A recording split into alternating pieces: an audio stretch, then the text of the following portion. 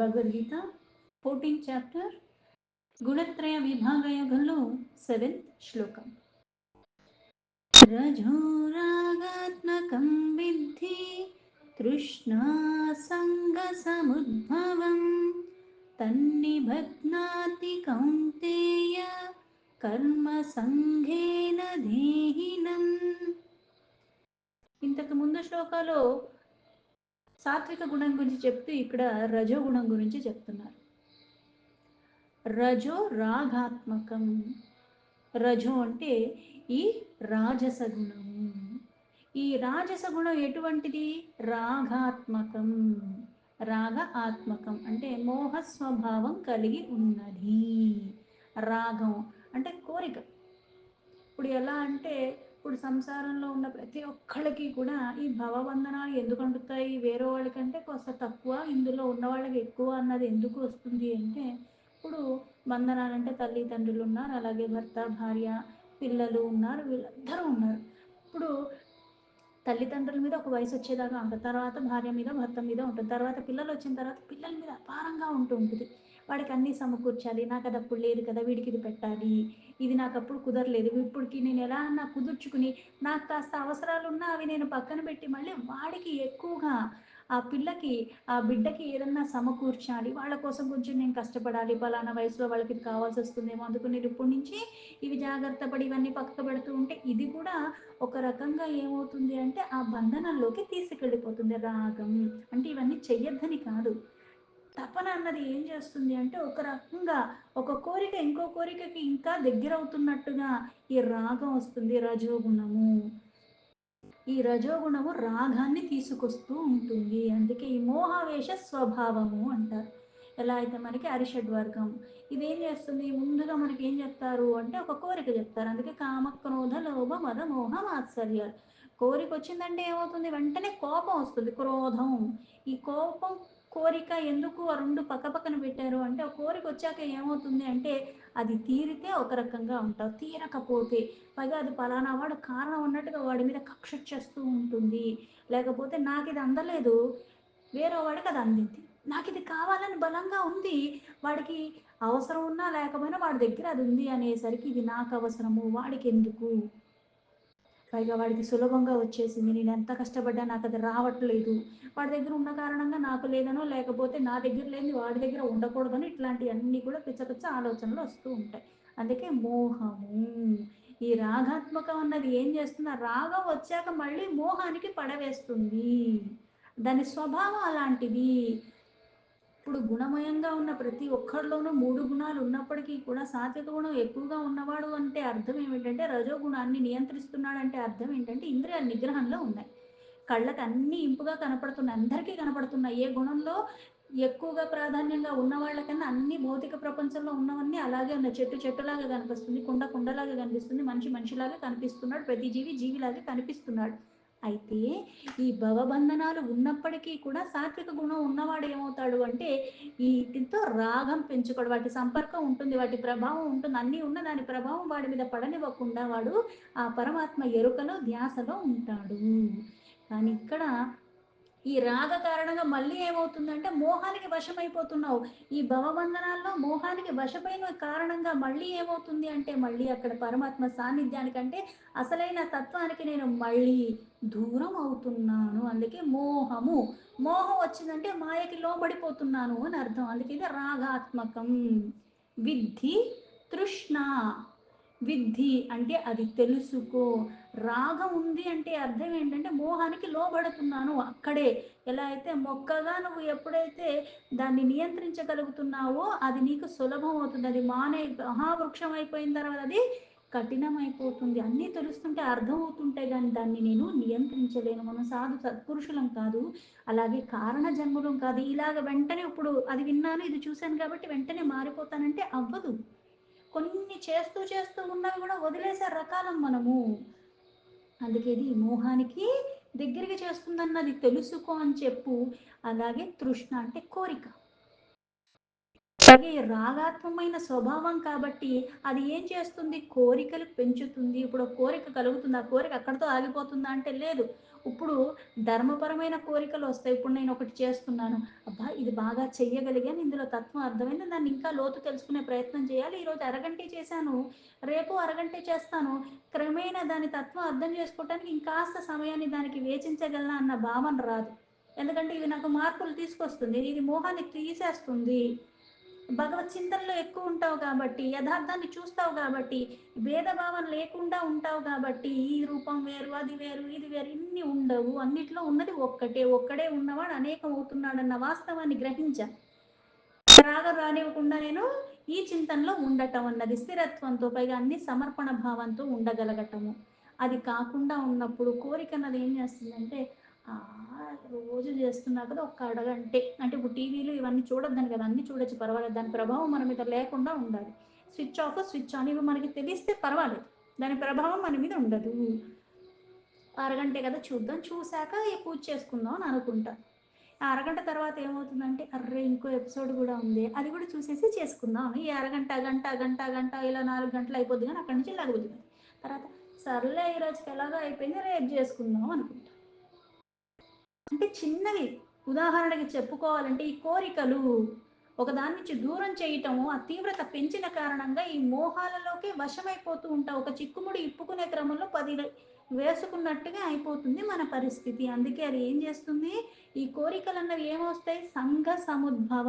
అంటే కోరిక ఒక్కటే వచ్చింది, ఆ కోరిక వచ్చిన కారణంగా ఏమవుతుంది, సంఘ సముద్భవ. సంఘం అంటే ఒక గ్రూప్. అందుకే మనకి అరిషడ్ వర్గాల్లో ఈ వర్గం అన్నది ఏంటి, 6 కలిపి ఒక వర్గం అని చెప్పారు, ఒక గ్రూప్ అని చెప్పారు. అందులో ముందుగా ఏం చెప్పారు, కామ అంటే కోరిక వచ్చింది. ఇంగ్లీష్లో కూడా మనం ఈజీగా చెప్పుకోవాలంటే కామా పెట్టుకుంటూ వెళ్ళిపోతాం, ఇంకా నాన్ స్టాప్ అనమాట, ఎండ్ లేదు దానికి, ఫుల్ స్టాప్ రాదు ఇంకెక్కడికి. కోరిక వచ్చిన తర్వాత కోపం వచ్చింది, మళ్ళీ లోభం, మోహం ఇవన్నీ వచ్చేస్తున్నాయి, మదమాత్సర్యాలు. అంటే ఒక్కళ్ళని పిలిస్తే ఎలా అయితే ఒక ఇన్విటేషన్ ఉంటుంది, ఒక ఇంటికి ఒకటే ఇస్తాం, కాకపోతే పరివారం మొత్తం రావటానికి ఎలా అయితే అది ఒక్కటి సరిపోతుంది, నేను ఆహ్వానం ఇచ్చేసాను. అలాగే ఇక్కడ కోరిక ఒక్కటే వచ్చింది, ఆ కోరిక ఒక్కటే అని అనుకున్నాను, తర్వాత ఈ ఆహ్వాన పత్రిక ఇంట్లో వాళ్ళందరూ రావటానికి ఎలా అయితే కారణమైందో, అలాగే సంఘ సముద్భవ. అవన్నీ కామక్రోధ లోభ మదమోహ మాత్సర్యాలు అన్నట్టుగా అవన్నీ వచ్చి కూర్చుంటాయి. ఒక్కదానికి ఇన్విటేషన్ ఇస్తే సరిపోతుంది, అవన్నీ నువ్వు ఆహ్వానించక్కర్లేదు, నువ్వు తెలుసుకునే లోపల అవన్నీ కూడా వచ్చి కూర్చుంటాయి, అన్నిటికీ వశం అయిపోతావు. అందుకే సముద్భవం అని చెప్పి తన్నిబధ్నంతి, అది బంధిస్తుంది. అంటే ఈ రాగాత్మకమైన స్వభావంతో ఉన్న రజోగుణం ఏం చేస్తుందంటే, కోరికతో మొదలై ఆ కోరిక ఈ రాగ కారణంగా ఇంకా వేరేవి కూడా వచ్చి కూర్చునేలాగా ఆ బంధనాల్లో నిన్ను బంధింపవేస్తుంది. అందుకే బధ్నాతి అని చెప్పి కౌంతేయ, అంటే అర్జున ఈ రకంగా రజోగుణ కారణంగా ఇటువంటి బంధనాల్లో నువ్వు చిక్కుకుంటావు. అందుకే ప్రధానంగా ఏం చెప్తారు, కర్మ సంఘేన దేహినం. కర్మ సంఘేన, కర్మలు చేస్తూనే ఉంటాం. ఇప్పుడు మానవుడిగా ఉన్నప్పుడు ఏమవుతుంది అంటే, కొన్ని కర్మలు చేస్తూ ఉండాలి. అలాగే ఏంటి కొన్ని కర్మలు అంటే, పొద్దున్న ఉదయం అంటే జీవుడు నిద్ర మేలుకున్నప్పటి నుంచి మళ్ళీ పడుకునేదాకా కూడా ఏ అవస్థలో ఉన్నా సరే, జాగ్రత్త అవస్థ అవ్వచ్చు, స్వప్నావస్థ అవ్వచ్చు, సుషుమ్న అవస్థ, ఏదన్నా అవస్థ, అంటే పడుకోవటం, కూర్చోవటం, నుంచోవటం, తినటం, తాగటం, ఆలోచించటం, తిరగటం, ఇవన్నీ ఇక్కడి నుంచి అక్కడికి వెళ్ళటం, ఇవన్నీ చేస్తున్నాను, ఇవన్నీ కర్మలే. అయితే ఈ కర్మలు చేస్తున్న కారణంగా కొన్ని వాటికి సంపర్కం కలుగుతుంది, కొంతమందిని కలుస్తున్నాను, కొన్ని వాటితో కొన్ని చేస్తున్నాను, క్రియలు చేస్తున్నాను. అందుకే కర్మ సంఘేన, కర్మలు దాని కారణంగా వాటి ఫలితాల రూపంలో మంచి చేస్తే మంచి, చెడు చేస్తే చెడు, అంటే ఒక కర్మ చేశావు అంటే ఒకటి నీకు సంక్రమిస్తుంది. అందుకే కర్మ సంఘేన, ఈ కర్మల కారణంగా, అంటే కర్మ చేయటానికి ఒక కోరికతో మొదలు పెడుతున్నాను, అలాగే మళ్ళీ ఈ కర్మ వల్ల మళ్ళీ ఏం ఫలితం వస్తుందో ఈ ఆలోచనలు కూడా ఉంటూనే ఉన్నాయి. అంటే ఈ కర్మతో ముడిపడి ఉన్నాయి ఇవన్నీ కూడా. సంఘము దేహీనం, అంటే ఈ కర్మలు చేయటం వల్ల దాని సాంగత్యం ఏమిటి అంటే, దాని ఫలితాలు మీద ఆసక్తి కలగటం. ఈ కారణంగా దేహినం, అంటే ఈ దేహంలో జీవాత్మ ఉంది, ఆ జీవాత్మ ఏమవుతుంది అంటే, ఈ ఆత్మకు మళ్ళీ బంధనం కాదు, ఈ జీవుడు మళ్ళీ ఇంకో జన్మ తీసుకోవటానికి కారణమైన బంధనాలు ఇవన్నీ కూడా. ఏదైతే ఇంతకు ముందు చెప్పినట్టుగా మునులందరూ కూడా ఎలా అయితే పరమాత్మనే ఆరాధిస్తూ, పరమాత్మనే ధ్యానిస్తూ, పరమాత్మలో పరమ పదం పొందే స్థితికి చేరుకున్నారు, అది అసలైన జ్ఞానము అని చెప్పారు. అయితే గుణాతీతమైన పరమాత్మలో వాళ్ళు ఐక్యం అవ్వాలంటే ఈ అన్ని బంధనాల నుంచి విడిపడిపోయారు. అయితే గుణమయంగా ఉన్న ఈ సృష్టిలో ఈ గుణాల కారణంగా కొన్ని బంధనాలు వస్తాయి. అందుకే గుణాతీతమైన పరమాత్మను చేరుకోవాలంటే ఈ బంధనాలన్నిటినీ తొలగించుకోవాలి. ఇంతకు ముందు అధ్యాయంలో చెప్పినట్టుగా కర్మలు చేస్తూనే కర్మ బంధనాల్లో చిక్కుకోకుండా జీవన్ముక్త స్థితి ఎవరికి వస్తుంది అంటే కర్మలు చేస్తూనే వస్తుంది. కాకపోతే ఆ కర్మలు చేసేటప్పుడు ఫలితాల మీద ఆసక్తి లేకుండా సమభావంలో సమస్థితిలో ఇలా ఉండగలిగితే వస్తుంది. లేకపోతే మళ్ళీ ఇక్కడ మళ్ళీ జీవుడు బంధింపబడుతున్నాడు. అంటే ఆత్మ కాదు బంధింపబడేది. శ్లోకానికి యథాతథా మీనింగ్ తీసుకుంటే రజోరాగాత్మకం విద్ధి తృష్ణా సంఘ సముద్భవం తన్నిబధ్నాతి కౌంతేయ కర్మ సంఘేన దేహినం. ఓ అర్జున, రజోగుణము రాగాత్మకము, అది కామము ఆసక్తుల నుంచి ఉత్పన్నమవుతుందని తెలుసుకో. అది జీవాత్మను కర్మల గురించి, అలాగే కర్మలు చేస్తూ కర్మ ఫలితాల యొక్క ఆ సాంగత్యంలో బంధించేస్తుంది. ఈ బంధించిన కారణంగా ఏమవుతుంది అంటే మళ్ళీ నేను జనన మరణ చక్రాల్లో పడుతూనే ఉంటాను. రజోగుణం సహజంగానే ఎలా అయితే సహజ స్థితి అంటారు. ఏంటి నీ సహజ స్థితి? ఎలా అయితే మనం పుట్టినప్పుడు ఎలా వచ్చామంటే చాలా ప్యూర్గా శుద్ధంగా వచ్చాం, మాలిన్యాలు ఏం లేవు అప్పుడు. కానీ పుట్టిన వెంటనే మళ్ళీ వచ్చేస్తున్నాయి ఇవన్నీ కూడా. గుణమయమై ఉన్నవాళ్ళం కాబట్టి ఇక్కడ ఆసక్తి సహజము రజోగుణానికి. అందుకే రజోగుణాన్ని ఆసక్తి రహితంగా నేను చెయ్యాలంటే ఏం చేయాలి అంటే ఆ రాగం నుంచి విడిపడిపోవాలి. అంటే అందుకే కోరికే పరమాత్మ అయినప్పుడు ఇంకా లౌకికమైన వాటి మీద నాకు ఆసక్తి లేకుండా పరమాత్మ అందే కోరుకుంటుంది. ఇప్పుడు పరమాత్మ అంటే ఎవరు? రాముడా, కృష్ణుడా, హనుమంతుడా? ఎవరిని చూస్తా? ఎవరు చూసినా అది పరమాత్మ. అందుకే నామరూపంలో భేదం లేకుండా ఒక నామం ఇష్టమైతే నామం పట్టుకో, కానీ ఇది పరమాత్మ స్వరూపం అన్న ఎరుకతో పట్టుకో. అలాగే ఇంకో రూపాన్ని పూజిస్తున్నాను, ఆ స్థుతిలే చేస్తున్నాను, వేరే నేను చెయ్యట్లేదు, కాకపోతే అది తక్కువ ఇది ఎక్కువ అన్న భావన ఉండకూడదు. ఎందుకంటే పరమాత్మ ఎక్కువ తక్కువలో లేడు అక్కడ. ఈ ఫలానా కల్పంలో ఫలానా అవతారంలో తక్కువగా వచ్చాడు, ఇంకో కల్పంలో ఎక్కువగా వచ్చాడని కాదక్కడ అర్థము. సర్వానికి మూలమైన వాడు, అన్నిటికీ అతీతంగా ఎప్పుడు పరమంగా ఉంటున్నవాడు, సర్వవ్యాపిగా ఉన్నాడు, సర్వము వ్యాపించి ఉన్నాడు. అన్ని రూపాలు ఆయనవే, అంతా చేసేది అతనే సంకల్పము. మనము నిమిత్త మాత్రులము. అయితే ఇంత నిమిత్త మాత్రమైనప్పటికీ కూడా ఆత్మరూపంలో ఈ దేహంలో ఉన్న పరమాత్మ మళ్ళీ దేంతో సంబంధం లేకుండానే ఉంటున్నాడు. కానీ నేను కొన్ని కర్మలు చేస్తున్నాను. ఈ కర్మలు చేసే క్రమంలో ఫలితాల మీద ఆసక్తి, రాగం ఇవన్నీ వచ్చినప్పుడు ఏమవుతున్నాయంటే నేను మళ్ళీ బంధనాల్లో చిక్కుకుంటున్నాను. అందుకే కర్మలే చేస్తారు, అందరూ పనులే చేస్తారు. కాకపోతే ఏ గుణంతో చేస్తున్నావు, ఏ భావనతో చేస్తున్నావు, భౌతికంగా మళ్ళీ ఎక్కడ ఉంటున్నావు, ఎలా ఉంటున్నావు, ఇవన్నీ మళ్ళీ ఆ బంధనాల్లో పడేస్తూ ఉంటాయి. వాటి నుంచి విముక్తి చెందాలని కదా ఈ జన్మను సార్థకం చేసుకోవాలని కదా ప్రయాసపడేది అందరూ. అందుకు అది అర్థం చేసుకో, ఆ భేదాన్ని అర్థం చేసుకోవాలి. ప్రాపంచికమ విషయాల మీద ఆసక్తి లేకుండా ఉండాలి. అది ఇంకా ఇంకా కోరికలు పెంచుతుంది. ఇప్పుడు చిన్న ఉదాహరణ చూసుకోవాలంటే ఇప్పుడు ఎక్కడికైనా సరే ఒక వస్తువు కొనుక్కుందాం అని వెళ్ళాం, అది ఇన్వెస్ట్మెంట్ అనుకునే వెళ్ళాం. ఎందుకంటే రేపటికి మనకు వస్తుంది, నా పిల్లలకి మనకు వస్తుంది, ఇంకోటో ఇంకోటో అనుకుంటాం. ఇప్పుడు ఇంకొకళ్ళతో ఎవరితో నేను డిస్కస్ చేయనంత వరకు నా దగ్గర ఉన్న సొమ్ముని నేను ఇది చేయాలి ఇది చేయాలి అనుకుని అక్కడితో అయిపోయింది. కానీ ఈ క్రమంలో నేను వెళ్ళి తీసుకునే క్రమంలో ఎవరో మళ్ళీ కనిపించారు, ఇంకోటి ఏదో అయ్యింది అనుకున్నాను. వాళ్ళు వచ్చి నేను ఇంకా ఇక్కడ చేశాను, అక్కడ ఇంత రెట్టింపు వస్తుంది, అన్నేళ్ళకి ఇది బాగుంటుంది, దీనికన్నా అది మంచిది అని చెప్తారు. అప్పుడేముంది, నేను ఎలాగో దానికోసమే చేస్తున్నాను కదా, ఇంకా కొంచెం నా దగ్గర ఏమన్నా ఉంటే ఇది కొంచెం అది కొంచెం రెండు చేసేస్తే అయిపోతుంది కదా. అంటే ఇంకా ఏమైంది, ఇంకా కోరిక పెరిగింది, అంటే ఆశ పెరుగుతూనే ఉన్నది ఇక్కడతో అన్నట్టుగా ఎక్కడ ఆగదు. పైగా ఇది పెడితే రేపొద్దున అది వస్తుంది అంటే రేపొద్దున గురించి ఏమీ ఆలోచించకుండా ఉన్నదంతా ఊడ్ చేసుకుని కూర్చోమని ఎక్కడా చెప్పలేదే. కాకపోతే ఇవన్నీ చెయ్యాలి, నువ్వు సంసారంలో ఉంటూ బంధనాల దగ్గర నుంచి నీ బాధ్యతల దగ్గర నుంచి అన్నీ నివర్తిస్తూనే ఉండాలి. కానీ దేని ప్రభావం నీ మీద పడకుండా మనస్సు అన్నది ఎప్పుడు పరమాత్మ మీద రమిస్తూనే ఉండాలి. ఈ ఆటల మీద అన్నిటి మీద ఆసక్తి లేకుండా ఉండాలి. ఎలా అయితే సకామ నుంచి నిష్కామకి ఎదిగినట్టుగా. ఈ కోరిక, ఆసక్తి అన్నది పరమాత్మ అయిపోయిన కారణంగా ఏది చేపిస్తున్నా, ఎక్కడ చేపిస్తున్నా అందుకే ప్రతీదీ పరమాత్మకి సమర్పణం. అలాగే నా జీవితంలో నాకు లభించేది ప్రతీదీ కూడా మహాప్రసాదం పరమాత్మ ఇచ్చింది. అప్పుడు సహజమైన రజోగుణానికి ఏదైతే ఉన్నదో రాగము దాని నుంచి విడువడతాను. లేకపోతే మళ్ళీ ఈ రాగ కారణంగా ఈ కోరిక, ఆసక్తి వల్ల ఇంకా ఇంకా అది పెరిగిపోతూ ఉంటుంది. రజోగుణం వల్ల ఈ కోరికలు ఇంకా పెరిగిపోతాయి. అందుకే ఇక్కడ ఆ బీజం ఏదైతే పడిపోతుందో ఆ బీజం నుంచి ఎలా అయితే మహావృక్షం వస్తుంది. అందుకు నా బీజ స్థితిలో ఉన్నప్పుడే దాన్ని నువ్వు అవగాహన చేసుకుంటూ ఆ కోరికని, ఆసక్తిని నువ్వు మరల్చగలిగితే, అందుకే కొన్ని కొన్ని చేస్తూ చేస్తూ ఉంటే ఆ నియంత్రణ వస్తుంది. లేకపోతే నువ్వు బంధనాలు కలగటం వల్ల మళ్ళీ ఆ బంధనాల నుంచి తప్పించుకోవాలన్న ఆలోచన కూడా లేకుండా వాటిలోనే లీనమైపోతూ ఉంటావు. ప్రపంచంలో వస్తువుల రూపంలో బోల్డ్ బోల్డ్ ఎన్నో జరుగుతూ ఉంటాయి, వింటుంటూ ఉంటాము, కొన్ని తాకుతూ ఉంటాము, కొన్ని వాళ్ళ దగ్గరికి వెళ్ళి మాట్లాడుతూ ఉంటాము. అందుకు ఆసక్తి, ప్రీతి కలగటం అనేది సహజమే. కాకపోతే దాని నుంచి బయటపడటం కూడా అంతే సహజంగా జరిగిపోవాలి.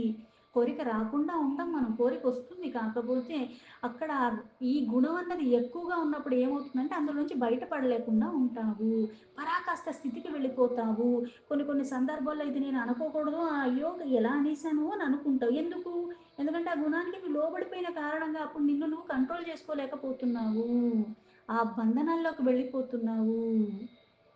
ఇంకా ఎంత తీవ్రత ఉంటుంది అంటే ఒకళ్ళని హింసించడానికి కూడా నేను వెనకాడని స్థితికి వెళ్ళిపోతూ ఉంటాను. అది జారకూడదన్న తపన ఉంటుంది తప్పితే దీని కారణంగా నాకు మళ్ళీ బంధనాలు పెరిగిపోతున్నాయన్న ఆలోచన కూడా లేని స్థితికి వెళ్ళిపోతూ ఉంటాను. ఇప్పుడు చిన్న ఉదాహరణ తీసుకోవాలి అంటే, ఇప్పుడు ఒక వ్యక్తి ఉన్నాడు.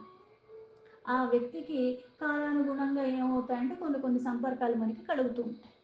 అయితే ఈయన ఒకానొక సమయంలో తన కారు చెడిపోయి బస్సులో ప్రయాణం చేస్తున్నాడు. అలా ఈయన వెళ్ళి అక్కడ చూస్తే అక్కడ సీట్ ఖాళీగా ఉంది. వెళ్ళి కూర్చోబోతే అక్కడ అతనికి ఒక పర్సు కనిపించింది. చుట్టుపక్కల ఎవరు చూస్తే ఎవ్వరూ లేరు. తీసి తన జేబులో పెట్టుకున్నాడు, అయిపోయింది. ఇంటికి వచ్చిన తర్వాత అది తీసి చూశాడు, అందులో కొన్ని వేల రూపాయలు ఉన్నాయి. పైగా ఎవరితో అందులో అడ్రస్ కూడా రాసింది. ఇది వాళ్ళకి ఇచ్చేద్దామా అనుకున్నాడు. కాకపోతే ఆ డబ్బు చూసిన తర్వాత, పైగా ఈయనెవరు అంటే కాస్త బాగానే ఉన్నాడు ఆర్థికంగా. కాకపోతే ఆ డబ్బు చూసి ఇవ్వబుద్ధి కాల. కొన్ని వేల రూపాయలు ఉన్నాయి. ఇవ్వాలన్న ఆలోచన కూడా రాకుండా ఇంటికి వెళ్ళాడు, దాన్ని తీసుకుని లోపల పెట్టేశాడు. ఆ డబ్బులు తీసుకుని ఖర్చు పెట్టుకోవటం అని అనుకున్నాడు. అక్కడ పెట్టేశాడు, అయిపోయింది. ఇది మళ్ళీ కాలానుగుణంగా మళ్ళీ మర్చిపోయాడు. తన పనిలో తన వ్యాపకాల్లో తను ఉంటూనే ఉన్నాడు. ఇలా ఒకానొక సమయంలో ఆయన దగ్గర ఉన్న ఒక 100 రూపాయల నోటు ఆయనది పోయింది. వెతికాడు వెతికాడు వెతికాడు, ఇక్కడే ఉన్నాను కదా, ఇటే వచ్చాను కదా అని ఎంత ఎతికినా సరే ఆయనకి దొరకలేదు. బాధపడ్డాడు బాధపడ్డాడు బాధపడ్డాడు, అయిపోయింది. అయితే తర్వాత రోజు వచ్చి ఆ ఇంట్లో చేసే నౌకరు చేసే అబ్బాయి వచ్చేసరికి ఇది అక్కడ ఈ గుమ్మం దగ్గర పడుంది అని చెప్పి తీసుకొచ్చి ఆ యజమానికి ఇచ్చాడు 100 రూపాయలు.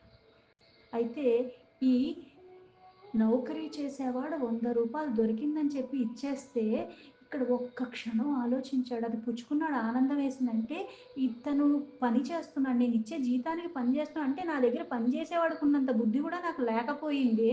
అంటే అది తన అవసరానికి చాలా ఉపయోగపడుతుంది. అయినప్పటికి కూడా తనది కాదని చెప్పి నాకు ఇచ్చేశాడు. నేను నా దగ్గర ఇంతున్నప్పటికీ కూడా కొన్ని వేల రూపాయలను చూసి మోహానికి లోబడిపోయి అది ఇవ్వబుద్ధి కాకుండా నేనే అట్టి పెట్టేసుకున్నానని తన మీద తనకే అసహ్యం వేసింది. తన తప్పుని తెలుసుకున్నాడు. ఇక్కడ మళ్ళీ ఇక్కడ రజోగుణం అన్నది తీవ్రంగా ఉన్న కొన్ని కొన్ని సంపర్కాల కారణంగా ఒక్కొక్క క్షణంలో మనకి వికసన కలిగినట్టుగా ఉంటాం. అలా అన్ని రోజంతా ఉంటానా, ఎప్పుడు అలాగే ఉంటా అంటే కూడా మళ్ళీ కుదరదు. మళ్ళీ ఎప్పుడు ఏ భావబంధనాలకి లోబడిపోతామో మనకి తెలియదు. తన తప్పు తెలుసుకున్నాడు, మళ్ళీ తీసుకెళ్ళి అది ఎవరికో అది చూశాడు, దానికి మళ్ళీ ఇచ్చేశాడు అక్కడ. పైగా ఎవరిదైతే ఆ సొమ్ము పోగొట్టుకున్నారో వాళ్ళకి పర్స్ అయితే తీసుకెళ్ళి ఇచ్చేశాడు. ఆయన కృతజ్ఞత చెప్తే నాకు కదా నా నౌకరికి చెప్పండి అని. అంటే ఇక్కడ ఏమైంది అంటే ఎక్కడో అక్కడ సహజ స్థితి అంటే నేను తప్పు చేశానని ఒప్పుకోవటం కాకుండా, పైగా అబ్బా నాకు చాలా మంచి గుణం ఉంది కాబట్టి నాకు అడ్రస్ దొరకడానికి టైం పట్టింది అని అనలేదు, అక్కడ బుకాయించలేదు. నాకు కాదు నా నౌకరికి చెప్పాలి అన్నాడు. ఎందుకంటే ఆ కారణంగా నా మనస్సు మారగలిగింది. అందుకే నిజాయితీ ఎవరి పట్ల, నీ పట్ల నీకుండాలి. ఎందుకంటే నీ మనసులో ఎట్లాంటి ఆలోచనలు వస్తున్నాయి, అలాగే నువ్వు ఎవరితో సంపర్కం ఉంటున్నావు. ఇప్పుడు నాకిలా ఏదన్నా దొరికింది అన్నది వేరు. పైగా కొట్టేయాలన్న ఆలోచనలు గూడా వస్తుంటాయి. ఇప్పుడు మనకు ఆకస్మికంగా దొరికింది ఇవ్వటమా, ఇవ్వకపోవడమా తర్వాత సంగతి.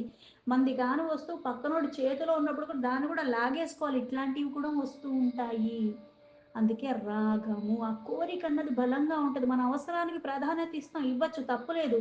కాకపోతే ఈ ఆసక్తి కారణంగా మనము ఈ భవబంధనాల నుంచి విముక్తి కాదు గదా! ఇంకా ఎక్కువైపోతూ ఉంటాయి. అందుకే కర్మ సాంగత్యము. కర్మలు చేస్తూనే ఇక్కడ చేసే కర్మేంటి అంటే తన తప్పుని తెలుసుకొని మళ్ళీ ఇంకో కర్మతో సరిచేసుకున్నాడు. అందుకే కర్మను కర్మ ద్వారానే సరిచేసుకోగలవు. కర్మ ఫలితాల పట్ల ఆసక్తి లేకుండా ఆ కర్మలు చేసేటప్పుడు సమర్పణ భావంతో కర్మ చేసే క్రమంలో అలాగే ఉండాలి. అలా ఉన్నప్పుడే జీవాత్మ జన్మ, మరణ ఆ రూపమైన ఈ సంసారంలో చిక్కుకోకుండా విడువడిపోతాడు. లేకపోతే మళ్ళీ ఈ సంపర్క కారణంగా, ఈ సంగమ కారణంగా జీవుడు ఎప్పుడు మళ్ళీ జనన మరణాల్లోనే బంధింప వేయబడతాడు.